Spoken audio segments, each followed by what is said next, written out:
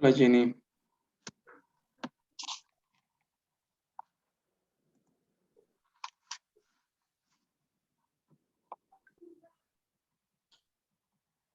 ¿me escuchas Jenny?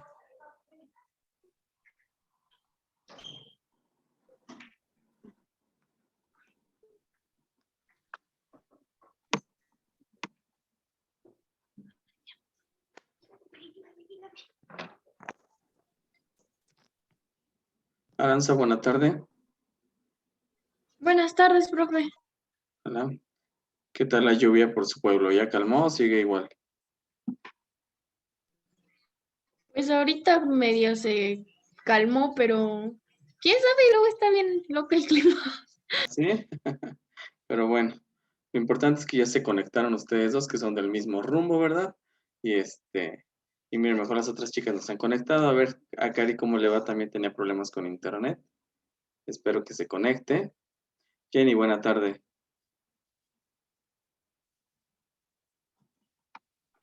Hola, profe, buena tarde. Hola. Vamos a esperar, nos falta Lupita, Jenny y Angie, nada más. A ver si no tardan sus compañeritas. Mientras, ahí aquí tenemos a Cari. A ver, es que ya va ingresando, permítanme tantito.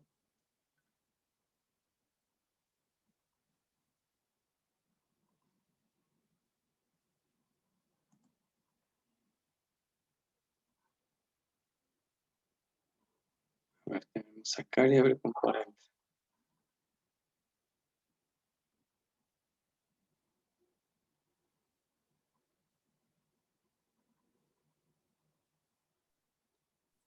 Bien, creo que tenemos problemas con el audio de Cari. Ah, no, ya está. Cari, buena tarde.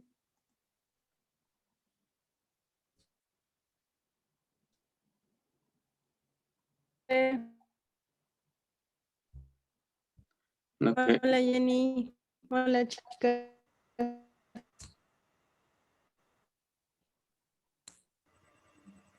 Hola, buenas noches. Hola Lupita, ¿cómo estás? Bien, Qué bueno. ¿Listas para la clase? sí. Sí, muy bien. Nada más díganme una cosa. Entonces, este ya va a ser el horario que vamos a estar considerando para sus clases. ¿Ya nos quedamos con este? ¿Sí?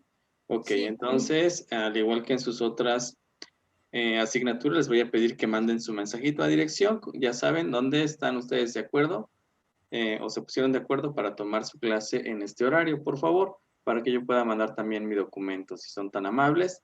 Ahora sí, después del anuncio, pues vamos a seguir con la historia que, pues a mí no se me hace aburrida este tipo de historia, ¿verdad? Se me hace muy atractiva, pero bueno, cada quien, ¿verdad? Tiene su perspectiva de la historia. Aquí no estamos viendo muchos datos históricos, pero sí la relevancia de las políticas educativas, prácticamente las reformas educativas que como ustedes ya pueden darse cuenta desde que se da la independencia hasta lo que llevamos, seguimos reforma tras reforma y no solamente en el campo de la energía o en propiamente el campo, ¿verdad? Sino que estamos en una dinámica donde pues nuestros políticos intentan de alguna manera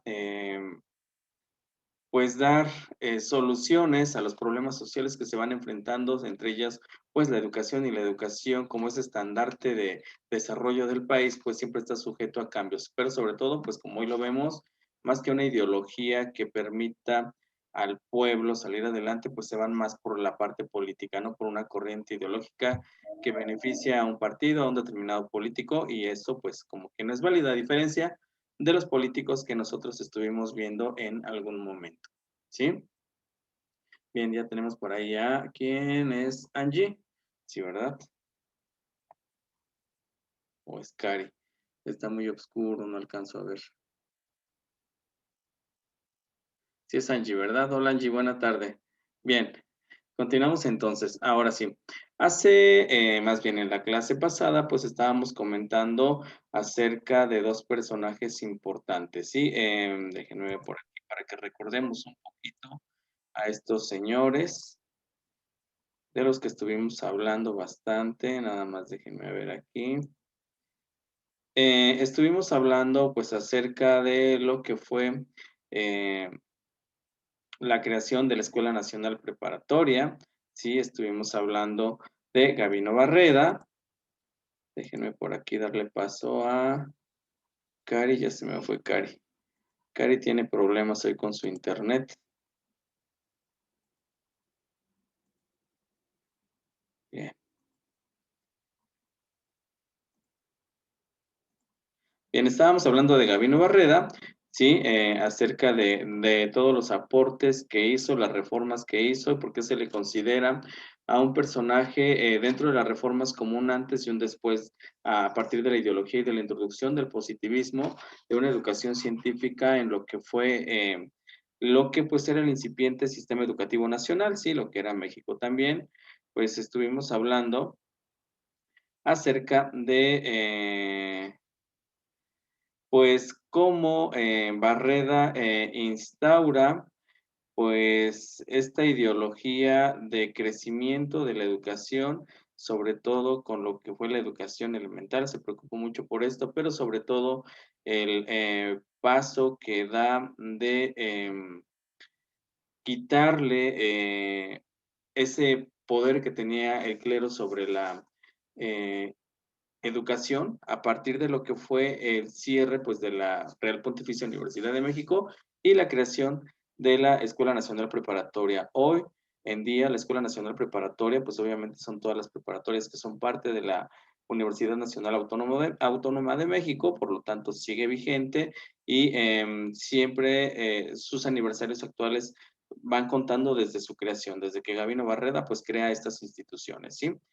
El doctor, pues como ya sabemos, era el doctor, pues entonces personaje importante en la educación, que es donde figuran. Todos estos personajes de los que hemos estado hablando, pues recuerden, han sido secretarios, en su momento secretarios de instrucción pública, hoy secretarios de educación, pero vamos a ir viendo pues cómo aportaron demasiado para lo que es eh, pues, o lo que fue y lo que sigue siendo, pues, la formación del sistema educativo mexicano, ¿sale?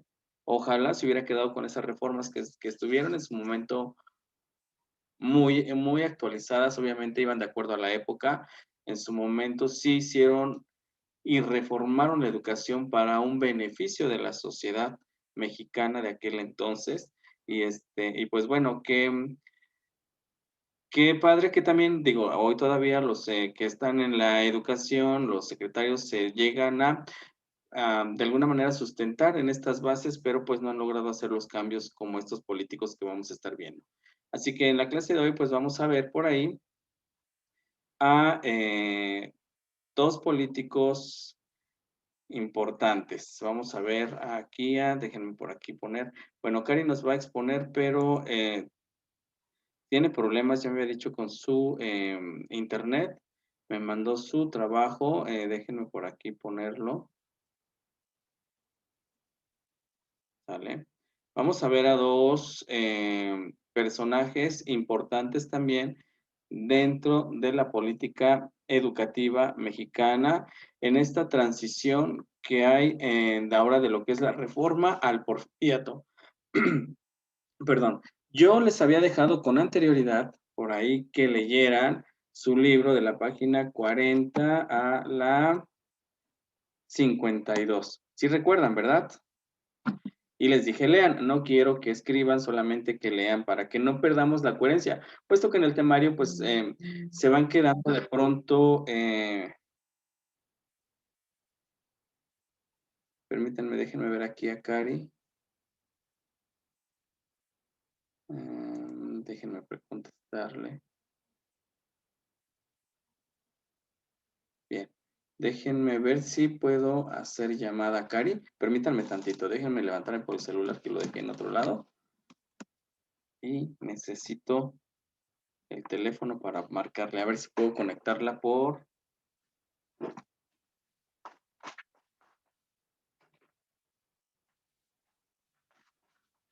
Ya estoy de regreso, chicas, perdón. Déjenme ver si puedo marcarle a Cari por el WhatsApp.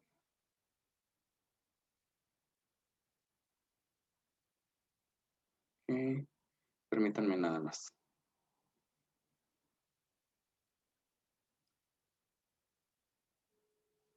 Ok, bueno, como les estaba comentando, les dejé leer el libro.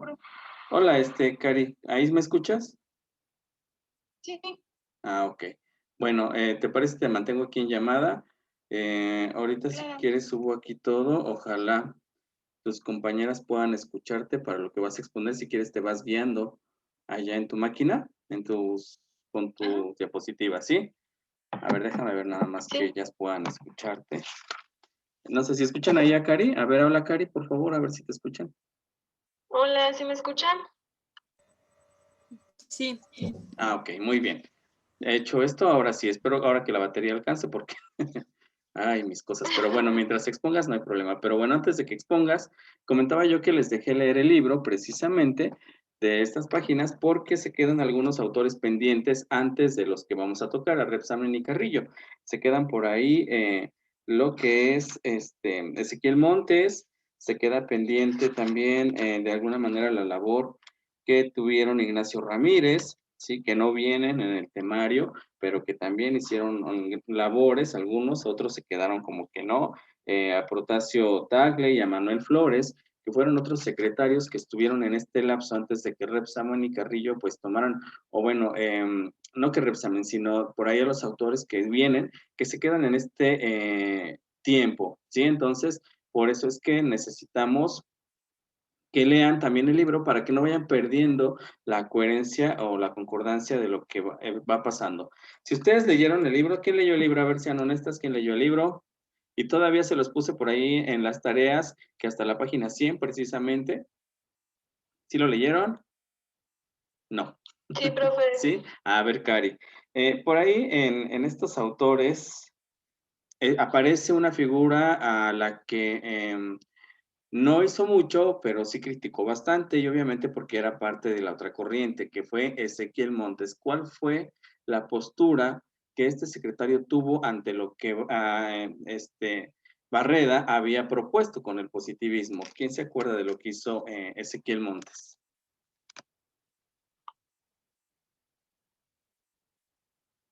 ¿Se acuerda, Cari?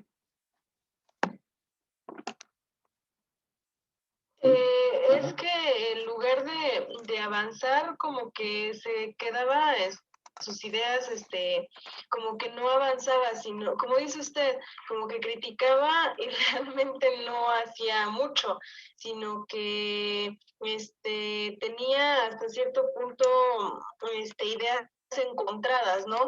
Apoyaba un bando y tenía ideas del otro, entonces no hacía sus funciones o realmente no tuvo así como que gran relevancia en la educación, si no mal recuerdo. Así es, ahí en la página 51, que después la quiero que la lean, porque tiene que ver ahorita con lo que vamos a ver en epistemología y pedagogía, pues nos dice que Ezequiel Montes realmente puso en peligro la libertad educativa que se había logrado hasta aquel entonces, porque con sus ideas lo que llevaba o conduciera al escepticismo. Ahorita vamos a hablar del escepticismo precisamente. ¿Sí? Él era escéptico de la ideología científica en la educación y él planteaba el dilema, dice aquí, de que o se eliminaba el positivismo de la enseñanza o se le dejaba y con ello también se dejaba crecer su contrapartida, la enseñanza religiosa.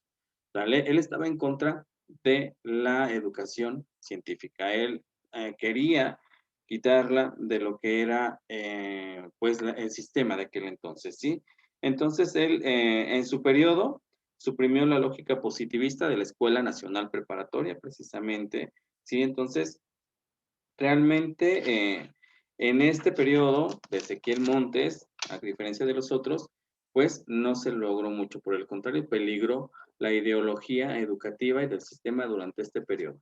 ¿Sale? Entonces, por eso les encargo que lean. Y también para que lean el Congreso Higiénico Pedagógico, precisamente que aparece por ahí en la página 52 y 53, pues no solamente estos señores empezaron a preocupar por lo que era la, los métodos, las técnicas, sino que además se empiezan a preocupar precisamente por la higiene, por la alimentación, por el mobiliario y por todo lo demás que se necesitaba en las instituciones para que los niños pudieran accesar a la educación. Recuerden que todos estos autores se están basando en las teorías pedagógicas que ustedes ya conocen, ¿sale? Nada más las están poniendo en práctica, ¿sale? Entonces aquí pues es lo que están haciendo ellos, lo que se traen de Europa, lo que se trae en la ideología, ya vimos que por ahí se traen estas ideologías y las ponen en práctica en el sistema. Les sigo encargando que lean porque dentro de 8 días sí vamos a tener que tomarlos para entender a los otros autores. Cari, ¿nos quieres empezar a exponer? No sé si tienes ahí, ya nada más yo acá te voy cambiando las diapositivas. Tú me dices tu exposición, por favor. Ok, me estoy intentando conectar a Zoom, pero creo que no. No No se puede. me apareces. De hecho, luego apareces y te sales. Entonces, pero si quieres, mira, yo acá les estoy presentando el documento, yo estoy en la portada. Tú puedes llevarlo allá y nada más vas explicando y que ellas te escuchen, por favor. Ok, está la primera hoja, ¿verdad? Sí, así es. Bueno, aquí no quise hacerlo una exposición tan pesada, porque hasta cierto punto en la tarea, pues viene bastante de esto. Entonces, quise solamente como abordar los puntos más simbólicos o más importantes, de Enrique Rebsamen y Carlos Carrillo. Entonces, bueno, si puede pasar a la siguiente diapositiva, profe, por Sí, ya favor. estoy en la segunda con Repsamen, precisamente. Ok. Rebsamen nació en 1857 y falleció en 1904. Nació el 8 de febrero de 1857 en Kreuzlingen, Suiza. Su padre fue educador y director de la escuela normalista de dicha localidad por 43 años, por lo que podríamos decir que pues ya traía la docencia corriendo por las venas. Al egresar de la carrera de maestro, se desempeñó como director y jefe de profesores de la Escuela de Creación Lichtenstein en Alemania. El ensayo titulado Quetzalcóatl de su amigo Carlos von Gardner lo impactó profundamente y tuvo una gran influencia en la decisión de Rebsamen por venir a México con una carta para Ignacio Manuel Altamirano. Llega a México con 26 años. En 1885, el gobernador de Veracruz, general Enríquez, le encomienda la organización de un curso breve para la formación de maestros del Estado. Bueno, aquí Rebsamen tuvo mucho que ver en la formación de las normales, de las escuelas normales para maestros, porque pues hasta ese punto pues ya estaban esas escuelas, pero en sí no se tenía muy bien organizado pues su plan de estudios o muy bien organizado el desempeño de estas mismas. Entonces, bueno, también tuvo una amplia preparación en las áreas de comercio, en idiomas, en botánica, geología y patología. Entonces, él era una persona que había estudiado mucho y que tuvo una gran influencia en el área pedagógica. ¿Se puede pasar a la siguiente, profe, por favor? Sí, claro. ¿Listo? Bueno, Rebsamen en México. Impulsó la fundación de las primeras escuelas normales, a las que se les consideraba como cuerpos colegiados capaces de sustentar y dictar la doctrina pedagógica. Fundó la Academia Normal, fue vocero y propagador pedagógico de la Escuela Normal de Jalapa en 1885. En 1901, Porfirio Díaz lo nombró director general de Enseñanza Normal. Bueno, como les decía, o sea, él tuvo gran impacto en las escuelas normales. También, bueno, Rebsamen, perdón, él tuvo como ya les había dicho, gran impacto en el normalismo mexicano. Se desarrolla junto con la evolución del sistema mexicano, conformándose de acuerdos de política educativa de los gobiernos manedados de la revolución. Entonces, él fue una pieza clave, porque de hecho, pues, o sea, él ni siquiera era de México, pero tuvo gran importancia aquí en México. Entonces, él también decía que el secreto está en la educación de las masas populares y en el factor principal en las escuelas normales. O sea, él tuvo mucho impacto ahí, ya que decía que si el maestro no estaba bien preparado, no podía enseñar al alumno. ¿Puede pasar a la siguiente, profe, por favor? Sí, claro. Bueno, aquí en sus obras, bueno, hubo muchas, pero yo destaqué las más importantes. Fundó en 1889 la revista México Intelectual, cuyo propósito consistía en difundir los nuevos métodos y procedimientos pedagógicos, así como las modernas enseñanzas pedagógicas. En 1899 publicó el método de escritura y lectura conocido como método Rebsamen, y también la guía para la enseñanza en la historia. No sé si alguien conozca cuál es el método de la escritura y lectura del método Rebsamen, si alguien conoce en qué consiste.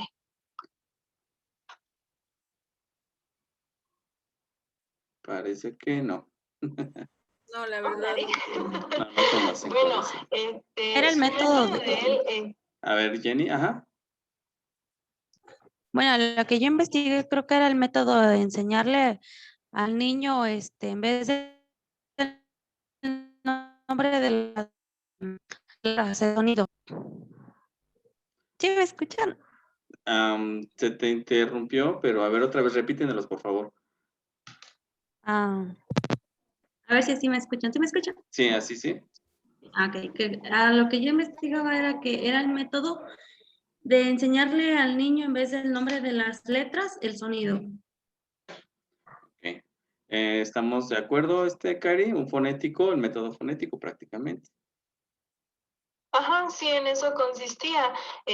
No se les enseñaba las letras por los nombres, sino por el sonido. Primero se enseñaban las vocales y después las otras letras que se consideraban de sonido fuerte, como si no mal recuerdo, por ejemplo, la J. Entonces, su método pues fue aplicado en muchos lugares.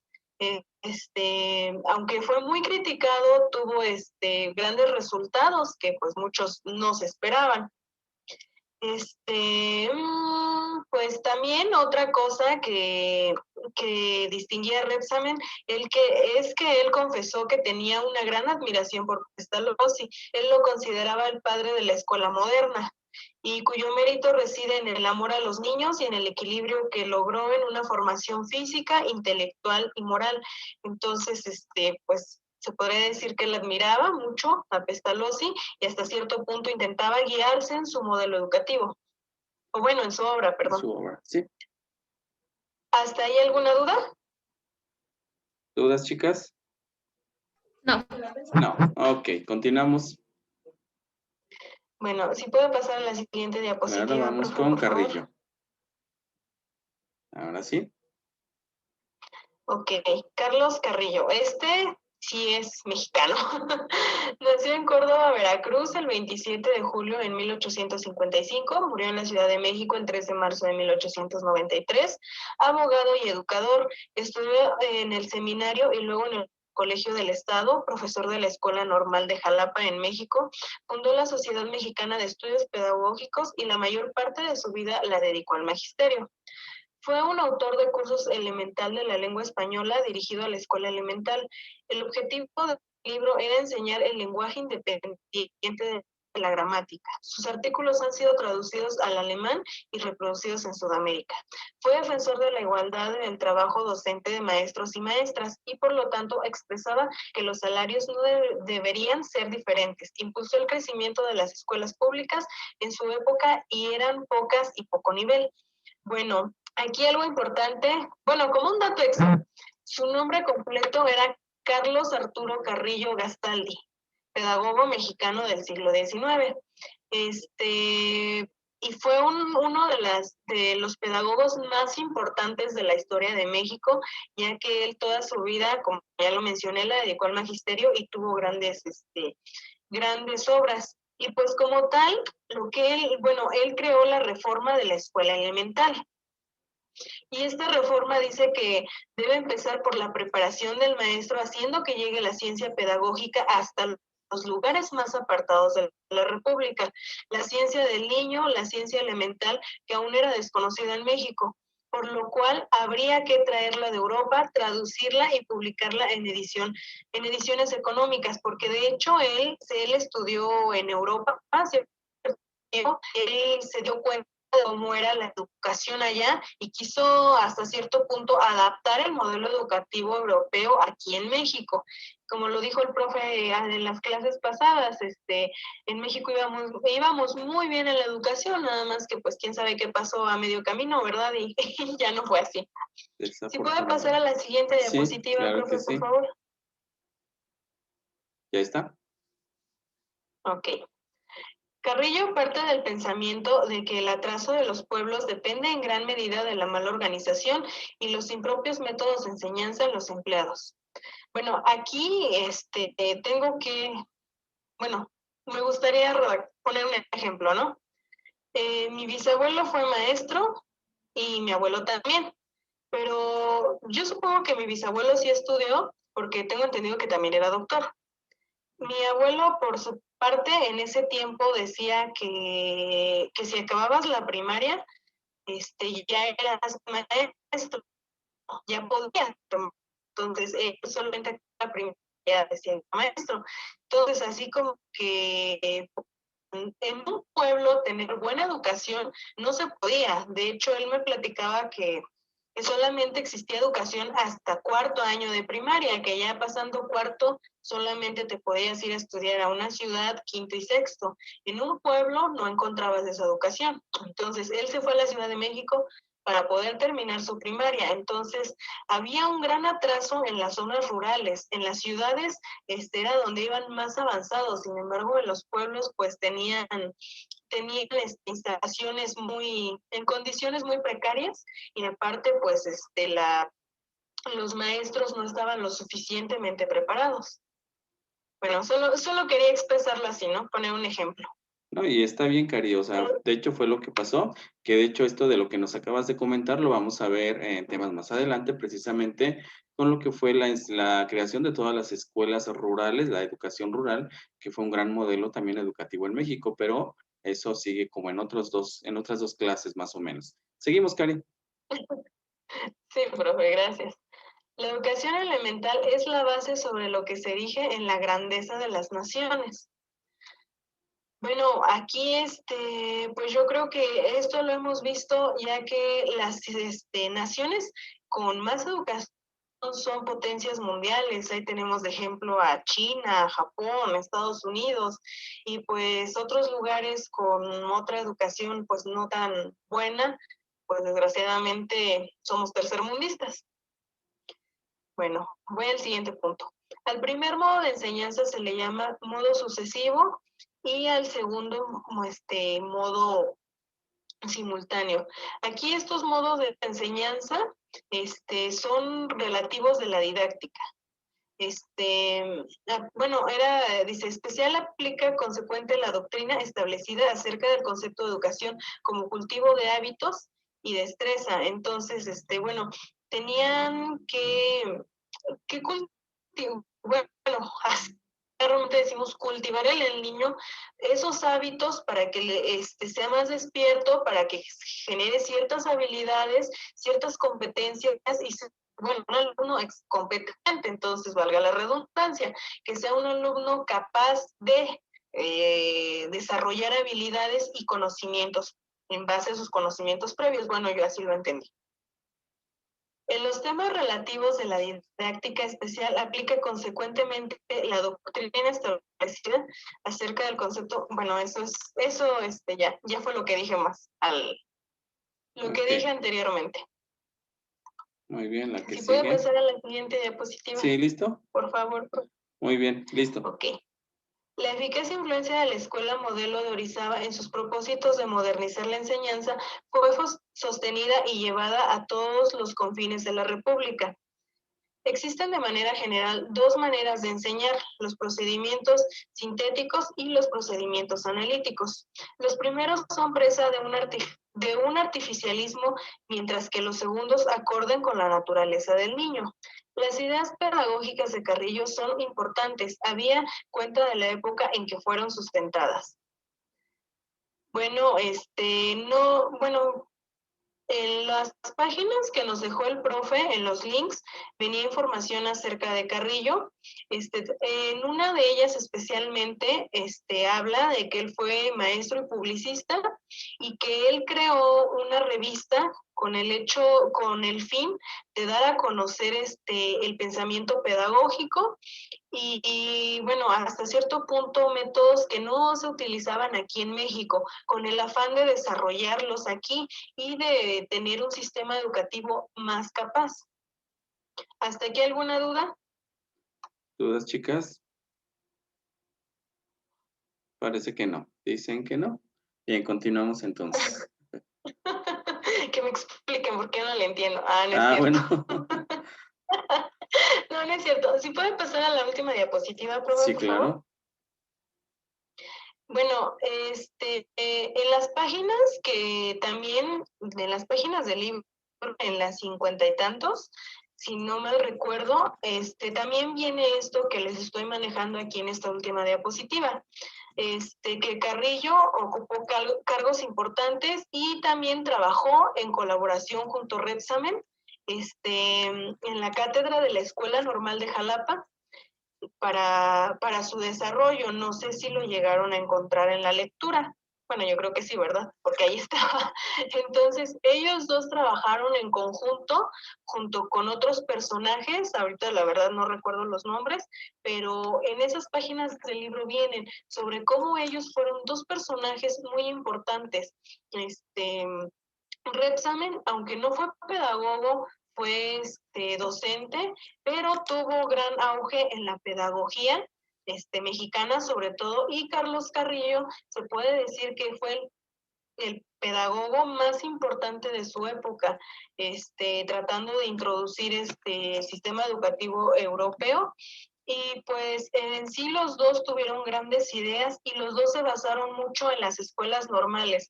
Carrillo defendiendo tanto al magisterio como en la formación, Repsamen más por la formación de escuelas normales para el desarrollo de los docentes, pero los dos tuvieron gran importancia en el sistema educativo de esa época. Y pues bueno, eso sería todo. No sé si tengan alguna duda, alguna observación, alguna pregunta. Quejas, sugerencias. Jenny, Lupita, Aranza, ¿alguna duda acerca de lo que se dejó de tarea? ¿No? Ok, No. bien. ¿Como algo más que deseas anexar, Cari? No, ya no. No, ya no. Ok. Bien. Como bien lo decía Cari, estos dos personajes fueron importantes en el desarrollo. Carlos Arturo Carrillo por lo que fue la educación elemental, o lo que llamamos hoy la educación básica, porque prácticamente él se centra en el desarrollo de esto que llamamos educación elemental, incluso tratando de incorporar los preescolares, o sea, ya tratando de hablar de preescolares y hablando o lo que se llamaba en ese entonces escuela de párvulos, ¿sí? Y lo que es, pues hoy conocemos como educación primaria, que en aquel entonces era la instrucción elemental. Y por otro lado, Conrado Repsamen, ¿verdad? Quien, de alguna manera, se preocupó por todo lo que fue la creación de las escuelas normales. No la creación nada más por crear y crear escuelas normales, ¿verdad? Sino en el sentido de que éstas realmente fueran formadoras de docentes para que efectivamente se fuera a educar bien a los niños allá afuera, ¿no? En lo que era la práctica. Hasta aquí, ¿alguna duda de lo que ustedes investigaron, chicas? Seguramente vieron los mismos links, ¿verdad? Pero alguna duda que tengan, algo que se le haya pasado a Cari. Ahorita vamos a retomar por ahí. Yo también hice una presentación que realmente es prácticamente lo mismo, pero nada más por ahí algún dato que se nos haya ido, pues lo reafirmamos. ¿Alguna duda hasta aquí? Aranza, Lupita, Jenny. Ya tenemos a Cari por acá, ahora sí. Entonces te quito de acá para que no se me duplique el sonido, ¿va? Cari, te quito del celular. Ok. ¿Para qué? Bien. Gracias, profe. Hasta ahorita me voy. No te preocupes. Ok, déjenme, ¿dónde está lo que yo hice? Ay, aquí está. Bien, prácticamente yo les puse aquí más datos, obviamente, de lo que tiene un poquito Cari, pero ¿qué es lo que explicó prácticamente, no? Entonces, por aquí nada más recuerden el nombre completo de Repsamen, o la C es por Conrado, es Enrique Conrado Repsamen, efectivamente no es mexicano y sin embargo es un gran pedagogo porque pues al final de cuentas puso en práctica toda la ideología pedagógica que traía y la puso en práctica pues acá en México y pues logró grandes avances en cuanto a la educación normal. Sí, recuerden que estamos hablando que esto eran los comienzos de todo lo que hoy forma el sistema educativo mexicano, ¿no? Recuerden que no había una organización, sino prácticamente empieza por ahí con ¿cómo se llamó el emperador? Maximiliano, que empieza a organizar prácticamente, junto con también las ideales de lo que tenía todo lo que fue Juárez, se empieza a formar, pero pues había muchas carencias en el sistema, tampoco había recursos para invertir, incluso muchos de estos personajes tenían que aportar de su dinero para poder lograr sus objetivos. No es como nuestros políticos de ahora, ¿verdad? Que nada más están esperando el dinero que llegue para que se lo lleven. Estos señores no, estos señores al contrario, aportaban de su recurso para lograr las metas educativas que se proponían. O sea, qué diferencia, ¿verdad? Entonces, pues Repsamen prácticamente todo su trabajo se debe a esa escuela modelo que surgió en Veracruz precisamente, ¿no? Por aquí ya nos hablaba de estos datos Cari, ¿sí? Y aquí sobre la escuela modelo, es decir, esta escuela modelo, que era la escuela normal precisamente, la que se crea, es realmente cómo empezó ahí toda la propuesta pedagógica, ¿sí? Los nuevos ideales, lo que hace que genere o se le consideró, como dice ahí, un semillero de la reforma educativa del siglo XIX en México. ¿Por qué? Porque es donde se pone en práctica todo lo que se había o las ideas que traían, ¿sí? Entonces, vean nada más. Y de ahí, obviamente, pasa a todo lo que es la república. No se da la creación de normales, desafortunadamente, en toda la república. Son pocas las que se crean, pero acuérdense que se crean para lo que es la educación normal para señoritas y educación normal para maestros. Acuérdense que estaban separadas, ¿no? Teníamos normales de maestras, normales de maestros, pero de alguna manera se empiezan a preocupar por la creación de estas instituciones. Como ustedes ven, aquí figura Ignacio Manuel Altamirano, que por ahí lo vemos mucho en las escuelas, ¿verdad? Y no sabemos toda la obra educativa que hizo. No llegó a ser secretario de Educación, sin embargo, fue un gran colaborador junto con Repsamen, junto con Carrillo. Por ahí tenemos, si ustedes leen el libro, precisamente se van a dar cuenta de otros grandes personajes que fueron parte de estas reformas educativas. ¿Sí? Entonces, aquí es donde en Veracruz prácticamente se gesta toda esta creación de la escuela normal, el desarrollo de las escuelas normales. Aunque ya acuérdense, tenemos antecedentes también por ahí con Valentín Gómez Farías, que también se preocupó por la creación de las escuelas normales, ¿sí? Pero aquí se le da un seguimiento. Entonces, funda la Academia Normal, ¿sí? Y pues fue propagador pedagógico de la escuela normal, propagador precisamente porque hace que este trabajo realmente se logre a nivel nacional, ¿sí? Como ven, algo que les quise poner aquí en otro tipo de letra para que distinguiéramos precisamente es lo que nos hablaba Cari, ¿no? Y que esto está por ahí en documento. Lo que bien decía Cari, no podemos tener una niñez bien educada, bien preparada, si los maestros no lo están. Yo creo que esta ideología de la que Repsamen se dio cuenta hace más de 100 años, pues si lo vemos en la realidad, lo vemos a la actual, creo que seguimos en las mismas, ¿verdad? Si viviera Repsamen, volvería a regañarnos y decirnos lo mismo precisamente, ¿no? ¿Por qué?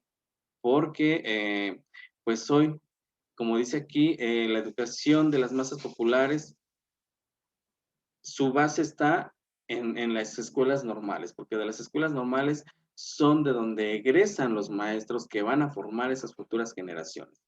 Y entonces, ¿cómo se van a formar si hoy en día, si lo trasladamos a nuestra actualidad, hoy en día nuestras escuelas normales han pasado de ser esas instituciones donde se formaban realmente a los maestros, como ustedes lo ven, instituciones que hoy se dedican más al vandalismo casi, ¿verdad? Porque vemos que cierran calles, que se pelean por esto, que se pelean por lo otro, que hoy los maestros que están estudiando no quieren enfrentarse a retos como lo enfrentaban aquellos maestros de aquel entonces, ¿sí?